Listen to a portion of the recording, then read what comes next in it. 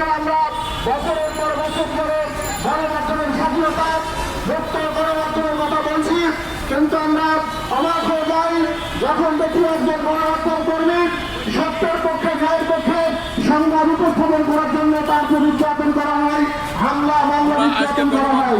প্রিয় ভাই বন্ধুগণ, আজকের এই বিশ্ব মুক্ত গণমাধ্যম দিবস থেকে আমরা বলতে চাই, সাংবাদিকতার ক্ষেত্রে মুক্ত স্বাধীনভাবে গণমাধ্যম কর্মীদেরকে কাজ করার সুযোগ দিতে হবে। আমরা সরকারের কাছে আহ্বান রাখতে চাই, একজন গণমাধ্যম কর্মী যেন তার কথাগুলো দেশের জন্য, মানুষের জন্য সত্য ন্যায়ের পক্ষে সংবাদগুলো নির্ভয়ে প্রকাশ করতে পারে।